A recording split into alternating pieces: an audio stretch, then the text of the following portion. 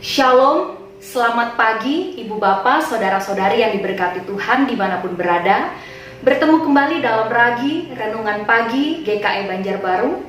Hari ini Selasa 18 Agustus 2020 bersama saya Pendeta Lisa Ariyanti. Sebelum kita membaca dan merenungkan firman Tuhan, mari kita bersatu di dalam doa. Waktu terus berjalan, hari demi hari terus berganti dan zaman terus berubah. Namun kami bersyukur memiliki Bapa yang baik dan tidak pernah berubah dahulu, sekarang, sampai selama-lamanya.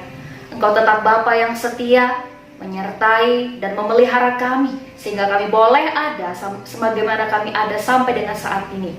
Semua hanya karena kemurahan Tuhan. Kami juga bersyukur atas kesempatan saat ini. Kami boleh belajar akan firman-Mu, biarlah kuasa Roh Kudus Tuhan yang menolong kami, sehingga kami dapat mengerti firman-Mu terlebih melakukannya. Amin. Saudara-saudari yang diberkati Tuhan, Almanak Nas GKE memberikan satu bagian firman Tuhan untuk kita pada hari ini, yaitu dari Roma pasal 11 ayat 13 sampai 29 dengan dua judul perikop. Yang pertama, Israel tersandung, bangsa-bangsa lain selamat. Perikop yang kedua, penyelamatan Israel. Ibu bapak saudara dapat membacanya dengan lengkap secara pribadi, dan saya akan membacakan beberapa ayat, yaitu ayat 16 sampai 20. Dan saya memberikan tema untuk renungan hari ini, yaitu kasih karunia Allah bagi semua bangsa. Baik, saya bacakan firman Tuhan. Ayat 16 berbunyi demikian. Jikalau roti sulung adalah kudus, maka seluruh adonan juga kudus. Dan jikalau akar adalah kudus, maka cabang-cabang juga kudus.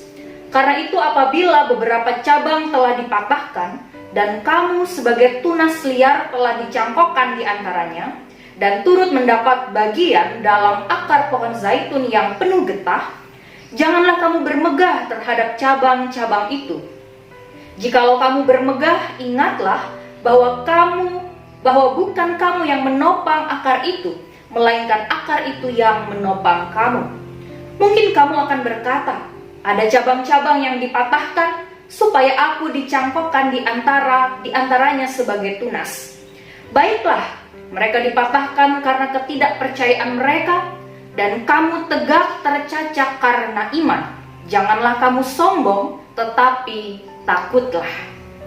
Tuhan Yesus bersabda, yang berbahagia ialah mereka yang mendengarkan firman Allah dan yang memeliharanya. Amin. Ibu bapak, saudara-saudari yang diberkati Tuhan, bangsa Israel adalah bangsa pilihan Allah. Namun keterpilihan bangsa ini bukanlah karena kelebihan maupun kebaikan mereka, melainkan hanya oleh karena anugerah Allah. Sesungguhnya ini merupakan hak istimewa dan kehormatan yang luar biasa. Sayangnya, mereka tidak dapat memelihara hak istimewa itu. Dalam nas hari ini, Rasul Paulus mengumpamakan bangsa Israel sebagai cabang pohon zaitun yang disayangi Allah, yang mana mereka seharusnya dapat memberikan dampak positif bagi bangsa-bangsa lain melalui kesaksian iman mereka. Namun nyatanya mereka gagal memberikan dampak tersebut dan malah menolak janji keselamatan yang diberitakan oleh Injil. Dan karena ketidaktaatan mereka itu, Allah mematahkan cabang yang disayanginya itu dan mencangkokkan cabang pohon zaitun liar, yaitu gambaran bagi bangsa-bangsa lain. Kabar keselamatan tersebut sekarang bukan hanya berlaku bagi umat pilihan Allah, yaitu bangsa Israel saja, tetapi untuk semua bangsa di dunia yang mau menerimanya. Rasul Paulus juga mengingatkan bahwa sudah sepatutnya bangsa-bangsa lain di luar Yahudi tidak menjadi sombong karena kemurahan Allah ini.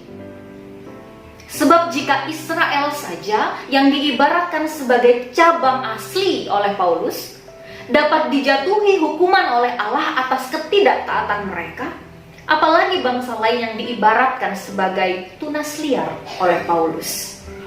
Saudaraku yang terkasih, kita bersyukur Allah telah memberikan kesempatan yang sama bagi semua bangsa, termasuk bagi kita, untuk menerima anugerah keselamatan yang dijanjikannya melalui Yesus Kristus. Dan tidak ada lagi perbedaan antara kita dengan bangsa Israel. Kita sama-sama menjadi umat pilihan Allah. Maka kita seharusnya menghargai kemurahan Allah ini dan tidak menyia-nyiakannya. Caranya dengan mau sungguh-sungguh percaya kepada Yesus Kristus, hidup di dalam pertobatan, dan melayani Tuhan dengan setia melalui setiap tugas, tanggung jawab kita, pekerjaan, dan pelayanan kita. Tetapi ingatlah, kita tidak boleh memegahkan diri karena yang patut menerima pujian hanyalah Tuhan yang telah memberikan kesempatan dan anugerah untuk semua bangsa. Kiranya kita boleh terberkati melewati firman Tuhan hari ini. Amin. Mari kita berdoa. Bapa, terima kasih atas kebenaran firman-Mu yang senantiasa mengingatkan kami akan kasih, karunia, dan kemurahan-Mu yang telah memberikan keselamatan bagi kami.